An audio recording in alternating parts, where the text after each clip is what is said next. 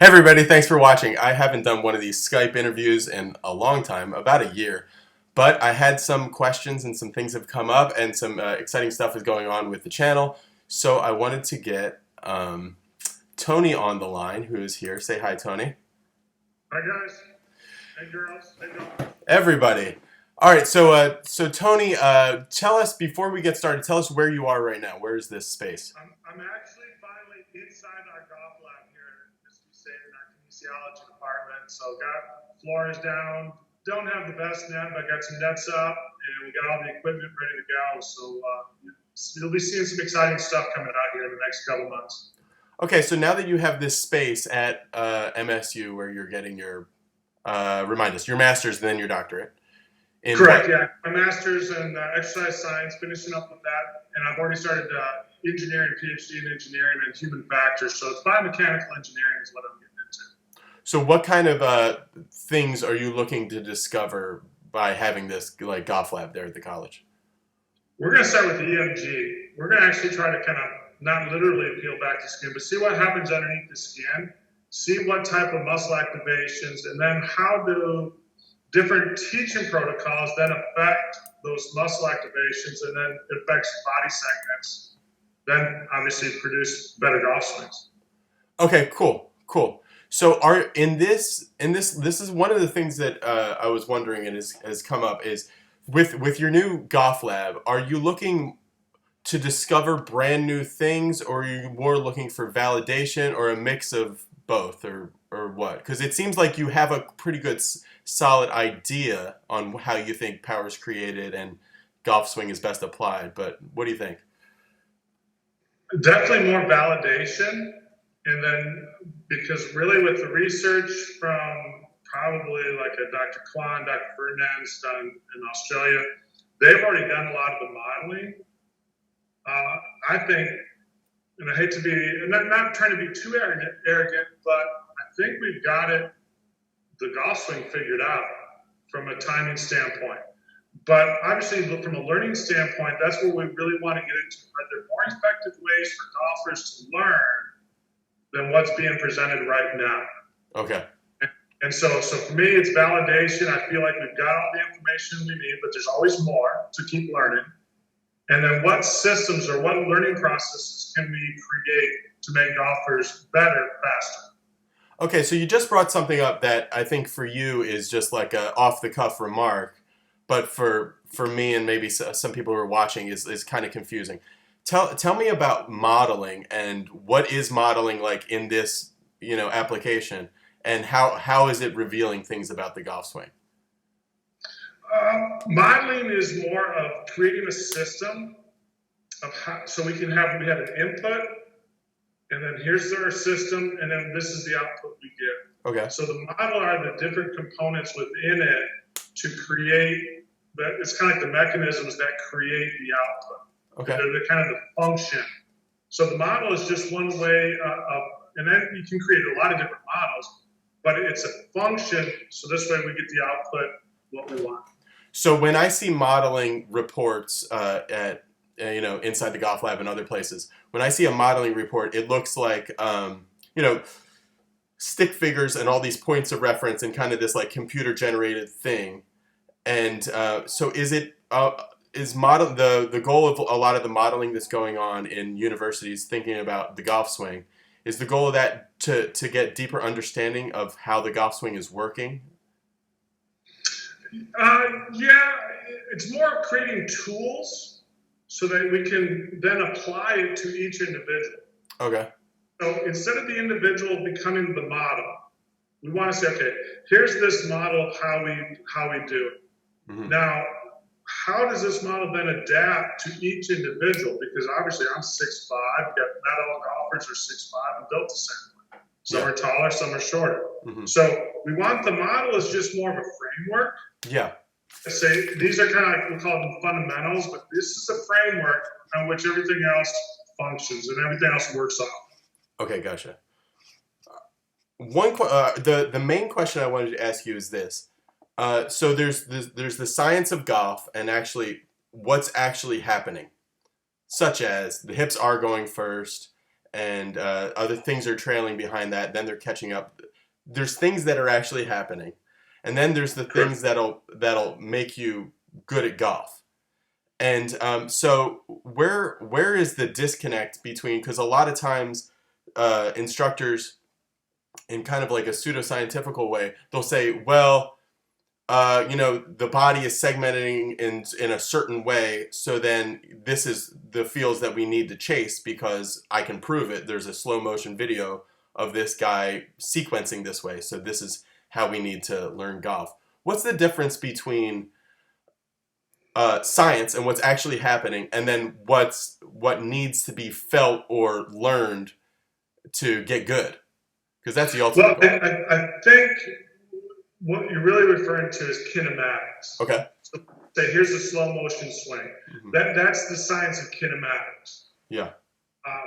Now, as golf instructors, as golf instructors, that's all they know. That's all they're trained. Hey, I played golf before. I played golf for years and years, and I've watched a lot of swings. I've studied the swings, and I can see this happen.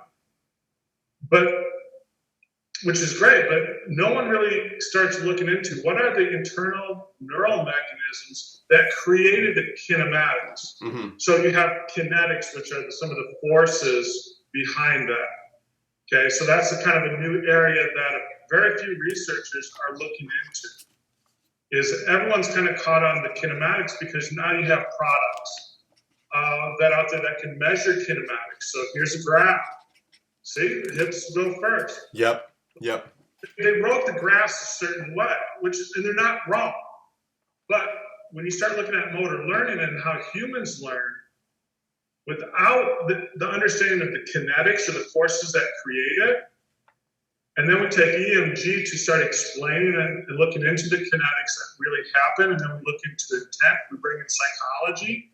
So there are so many.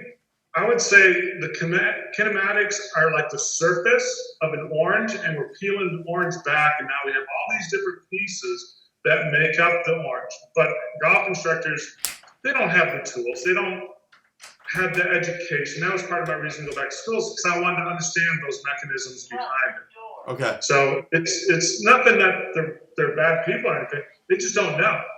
One of these things that is a huge difference between what actually happens, what happens scientifically, and then what you need to think is X factor. Great golfers, Jason Day, Dustin Johnson, and Rory McIlroy, they have a really high X factor, but trying to get more X factor doesn't really increase your swing speed. So exactly. where's the disconnect there? Because I would think, like, okay, if Rory McIlroy and Dustin Johnson have an X factor of whatever, so let's say 10, and I'm working with an X factor of 6, I would want to try to work towards getting closer to a 10 to increase my swing speed or something. But what are the mechanisms that create the X factor? I mean, there's enough research out there that has already shown that there's no cause and effect. There's no direct causation between X factor and distance. None. So on a person-by-person basis, if you take someone with these phony numbers, an X factor of 6, and you increase their X factor to 8, that will not make them a faster swinger of the golf club or more efficient swinger. Well, it depends on what they did to make that happen. Okay. Again, what are the mechanisms that they're doing? And we'll get into that in a second. But if you just say, okay, let's take, and from the outside perspective, let's just take and create bigger numbers. Yeah. Forget the actual what's the best way of how to do it. Let's just create bigger numbers. I'm going to hold my shoulders back and I'm going to twist my hips forward. Yeah. So all they're doing is taking their spine and they're just torquing it in opposite directions. Uh-huh. Well, you're actually going to run into injuries. There's reason why a lot of these tour players have back problems. The reason why most golfers, I wouldn't say most, we're almost at about a 40 to 50% population-wise of golfers that have at one time or another reported back issues. Yeah. So I feel, and I haven't done that epidemiology on it, but is there a direct cause and effect between this type of teaching mechanism and back injuries? Okay. Now, what they've also shown, Dr. Wolf has done some research where they actually used an external focus. And I don't remember specifically, but it was something about feeling pressure going in the front foot. Well, as a result of that external focus, their X factor increased. Yeah. And so did their club head speed. So versus the other group that tried to create more X factor, their club head speed didn't. Yeah. So it's like kind of more X factor is more like if I hold a temperature gauge outside and it tells me down here it's about 68 degrees. And I put a match underneath it. Now the match gauge went up. Now it's 90 degrees on this thermometer. It's still 60 degrees outside. Yeah. So it's the X factor is more just something that happens as a result. And in fact, there's no causation of X factor to club head speed. But it may be at times that people that have mobility show greater X factor that have also higher club head speed. So it was one of those marketing things, okay? And you know those companies, and golfers know those companies that have marketed the X factor as the end all for distance, but it's just not true. Not once have we ever tried to increase X factor with Jeff Flagg. Nor will we. We know it's not. It's worthless. Yeah, 2014 World Long Drive Champion Jeff Flagg. You're not trying to. He has a huge X factor. I've seen his swing, but he's never tried to get that. No, not at once. We work on mobility, we work on speed, we work on strength and power, but not once do we try to create that because it's an injury. That type of intentional hold and twist. Yeah. That type of intentional. I'm sorry, I'm just laughing at everyone's trying to hide on the video in the background. You're seeing me walk up? It's just Carmen. Carmen, act normal. Nobody cares. You're this big on this postage stamp right here. Yeah. It's a result. So okay. And it's just one of those things we don't have to work on. And I would tell golfers, don't do it. Save your back. That's one of the other things, and kind of jumping into how I teach, the right arm and arm space. It's better for your back. It's a lot safer for your back. Yeah, so I guess that'll be some of what you'll try to validate in your lab is which swings are safer or which, So when you just said, so you said that X factor has been sold as the end all be all to distance, which begs the question, okay, in your experience as a teacher and now as a scientist, what do you think is the closest thing to an end-all, be-all for distance? One of the things that here on Be Better Golf that we had was this thing called the source of power. So when it comes to distance, what do you think is the closest thing to an end-all, be-all? Something that people really need to concentrate on when it comes to creating speed? I would say there's multiple factors, and everyone's a little bit different. We have range of motion. Mm-hmm. So the longer the swing you can have, softer, break that, if you're a right-handed golfer, break that left arm, let that left arm back. That can also, now you get your hands up higher, you have more time, greater distance to create speed. Okay. So softness in the arms, a range of motion. And now being quick. It's not about pure strength. If you look at Jamie Sadlowski, not a big guy at all. Mm-hmm. Jeff and I, we tower over Jamie when we stand next to him. But Jamie can just flat out rip it. Why? Long swing. That club's way beyond parallel, but he's strong enough to control it, but he's fast. So quickness is another thing that golfers need to focus on. But how many times have you heard, you need to slow down your swing? Oh, yeah. At least golfers come to me and says, my buddy says I'm swinging too fast. I said, why? What do you do? Hit the ball 400 yards? Well, no, I'm looking for more distance. So there's a disconnect there between people understanding, hey, Jeff Flagg does not swing fast enough. He knows it. We know it. We're working on getting it up there. Yeah. 145 mile an hour club head speed is what we want. But I know those guys, Joe Miller and those guys are trying to hit the 150. So we got to chase 150 club head speed. Yeah. So until somebody comes in with over 150, you can't swing too fast. Yeah. Because your body is only fast enough, strong enough. So leverage in the right arm. That's the reason why the right arm is faster. It's a shorter moment arm, so I can move it quicker. It takes less effort. We got the advantage of a first-class lever in the right arm. Most of the rest of our body's third class. This is a long lever. It works by default. So trying to move this fast, well, the EMG shows it doesn't work that way. We Yeah, don't, trying to backhand it. Yeah. Yeah. Why do tennis players use a two-handed backhand? Right. There's not very much power in just your left hand only. Exactly. And it's funny we talk about tennis because now I'm teaching 2 tennis classes as part of my teaching responsibilities. And it's the golf swing is so much a ground stroke with the right arm. Yeah. Tennis is. Mm-hmm. You know, the wrist hinge and everything else, how the horizontal extension, the flexion, that motion, that is the key. So there's our speed. If we don't have this, we don't have anything. Now, we also need the body. We can't take the body out. Yeah. But the body has to work with the arms. The arms can't work with the body, in a sense. Yeah, I always have my run out and do an X factor, my arm racing, trying to catch up. You always keep coming back to this term that just always pops in my head as far as like what's running the show. So if the body is running the show, it's very hard to get things to all come together at one point. But if the arm's running the show and you're just letting the other stuff kind of react to it, things just seem a lot simpler.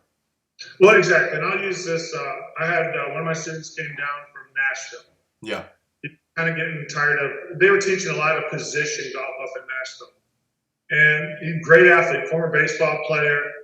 I'm watching his swing and he sent me some videos, and after the lesson, once he understood the timing, the swing became simple and he was killing it, hitting it dead straight.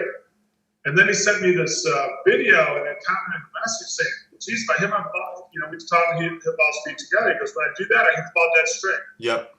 So he's starting to really put into practice that coordination. Mm-hmm. And that's where muscle coordination is totally different, how we manage that versus what we see in kinematics. And that's been the hardest thing to sell.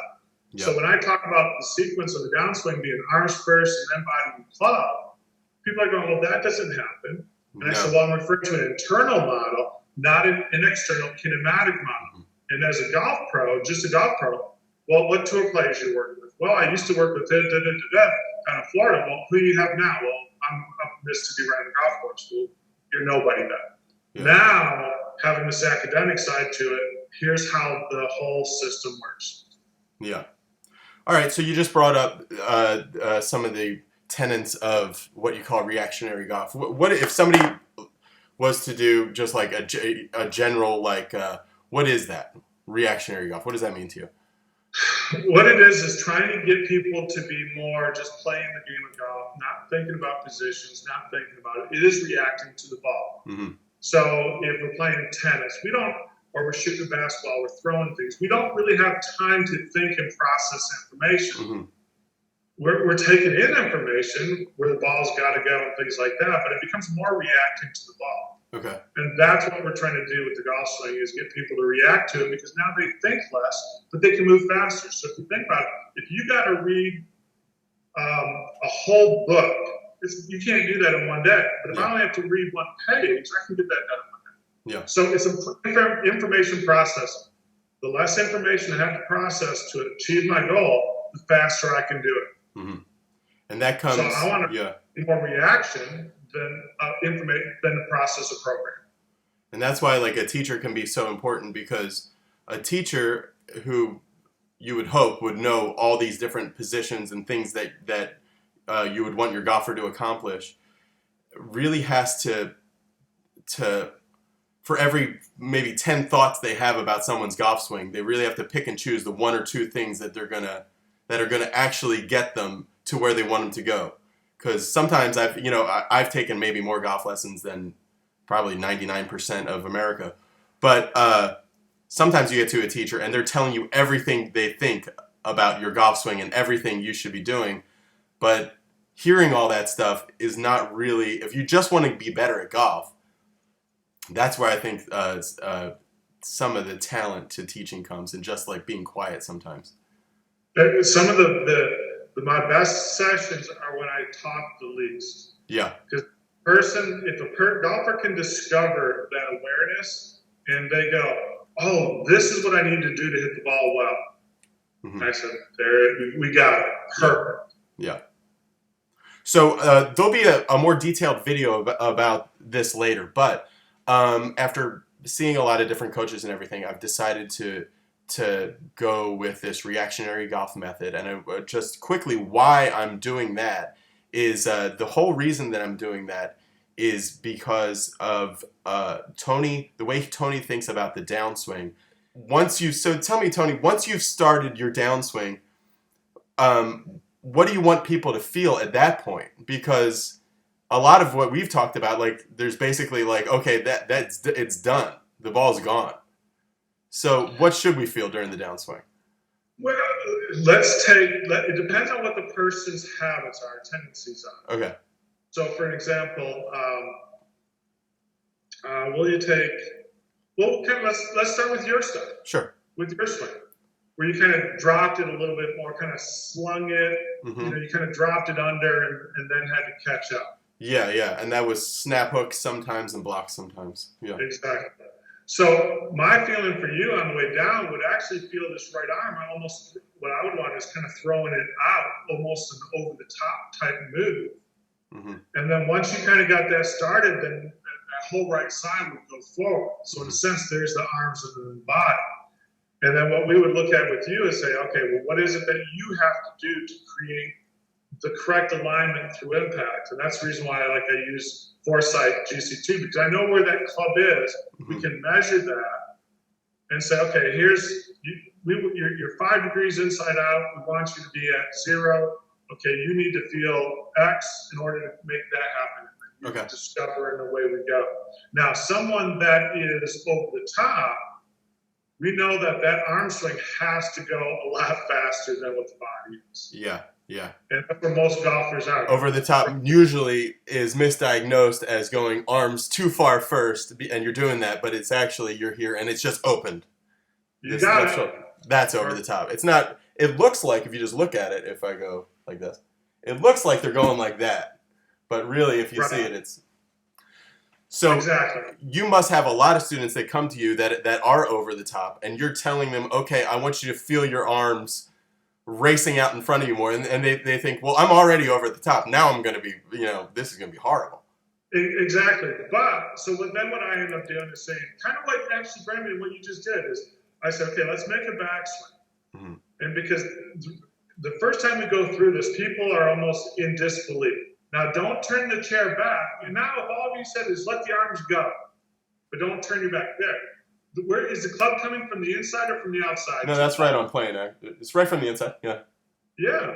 So I said, you can't move your arms back. But if I rotate the chair and then try to go, yeah, that's way over. Yeah. That's it. So that's basically what I do with people. Okay. And they would go, oh, okay, I see that. And then the analogy that I'll use is I got this from a pilot, because we live near Air Force Base, training Air Force Base. And so I used to use cars, but then with the planes made sense. Let's say the 2 planes are banking right or banking left. Well, what's the relative speed of the outside plane versus the inside? They're staying in perfect formation. Yeah, he's got to go a lot faster. So which one's going faster? Are they the same outside speed? plane? No, the outside plane is going to have to go faster. Yeah. So when you're at the top of your backswing and you make this go faster, that's your inside plane. Yeah. The outside can't catch up. There's no way it can catch up. All right. So the outside is independent of the inside. Your arms are independent of your body. This idea that the hips move everything, that's not muscle coordination. It just doesn't make sense. Yeah, a lot of instruction that's coming out now is trying to do everything to break that sync between lower and upper bodies. They're trying to get that lower body either first or the upper body trailing. But one question that I had that somebody asked me when I was telling them about my decision to do this kind of golf swing was just kind of a basic question. It was like, okay, well, why are there some golfers that are really, really good that do these other swing philosophies, these other more either like, a trailing or a squat and spin, or why does that work for some people? Or do you think that they would be better served maybe not doing that? Well, there's things that are said on the practice range, but when golfers, when the best golfers, the tour players that I've worked with, what happens on the golf course is different than what happens on the range. So when I'm in a kind of a sterile environment, when I'm in a lab or I'm on the practice tee, that's a sterile environment. Mm-hmm. I can actually do a different program in that context. Now, and this is also happens to golfers, why sometimes they improve, don't improve after lessons. Now they go to the golf course. They'll use a comfortable, because of stress, they'll use a different motor program to play golf. So it may look that, and we'll use, let's say, Foley and Rose. Justin Rose. Sean Foley and Justin Rose. Yeah. And Hunter Mahan. Where's Hunter Mahan? I haven't even seen him. Is he hurt, injured or something? He's not injured, but he's not playing well, I don't think. Yeah. So when you these guys are great athletes, great golfers, and now they go see somebody, and I think Sean's obviously done well with Justin, and I'm not here to say that Sean's not a great instructor, because as a coach, you can say things to a player to get them to do things, mm-hmm. but then you may write about it somewhat totally different. Okay. So, but I think more players will end up getting worse applying some of this other information instead of just playing the game of golf, instead of just, riding a bike. How many bike instructors are there about how to ride a bike? Right. But now, if you're doing BMX, you're doing all these, and do motocross. Now, yeah, you got some coaches that can kind of show you how to be more strategic and stuff like that. But and that's an oversimplification of a motor skill. But once we learned how to ride a bike as a kid, I just bought a bike the other day because I want to get back into it. I didn't take lessons. I remember how to do it. Yeah. So why can't we do that with golf? We need coaches to kind of help us get out of certain habits because we can't see ourselves. And sometimes our proprioception misguides us. Mm-hmm. And that's where coaches come in. But all too often, when you rely strictly on kinematics as a tool to follow this model, that's where it gets dangerous. So sometimes they're better without the coach. Sometimes, coincidentally, they win too. So, but it's hard to say if actually what the coach said was positive or negative to the player. It's so hard to look at a PGA Tour player as trying a different swing or something like that and getting better or getting worse, because they're almost the worst people to look at because they're such great athletes. They can almost make anything work if they work at it. And exactly. So it's like if you give them, Mike Malaska made a good point. He said, he had tried 15 different swings, but he had really great hands, so he could make any of them work generally, but never to the level where he kept getting himself hurt. That was the main reason that he went away from some of the stuff that's very popular. I would say there's very few professional golfers that have the same instructor as a kid and kind of working up. Obviously, I think Jordan Spieth has had the same one. But there's Roy. But I think the approaches that these guys take are very unique. It's much more of a positive coaching relationship, not an instruction manual on how to swing and here's the kinematics that you need to follow. So I think we lose that art of coaching sometimes. Yeah. I know that with Pete Cowan and Henrik Stenson, I think 90% of the lessons is just Pete Cowan telling Henrik Stenson how good he is and just reaffirming that, Okay, so guys, the rest of this video is going to be available on this thing called Inside the Goth Lab. So you watch this on Be Better Golf. The rest of the video that we'll talk about, we'll get more into some of the studies that have come out, some of the scientific things, and more detail about the positions of the reactionary golf swing that we're going to talk about right now. Tony, tell people about Inside the Goth Lab, how they can get involved with it. That's on your website. Okay, head over to reactionarygolf.com, and you'll see the tab in there, Inside the Lab. Click on that, and there's different types of memberships, different time periods of memberships. But I know we're going to do a promotion with Be Better Golf. Right. For a 1-year membership. Yeah, so you guys, if you go to, since so many Be Better golfers are already on Inside the Golf Lab, or some of them are already, let's use promo code PINKCHAIR. So if you use the promo code PINKCHAIR, then you will get, instead of $100, you will get $75 for a full year of Inside the Goth Lab. One of the great benefits of Inside the Goth Lab too, you get all these scientific articles, and Tony puts up special content. But actually, he'll give you a swing analysis once a month that you really can take advantage of, which actually is something that I do all the time with Tony. So it is fun. The response has been great. Yeah. So go over there and check that out. Promo code PINKCHAIR at Reactionary Golf. Promo code. It won't really be a promo code. Just email Tony and say, hey, I saw it on the video, and put that somewhere in the comment, and you'll get a discount on that. So, end of this Be Better Golf video. All right. So Tony, now here we're inside the Goth Lab. We're just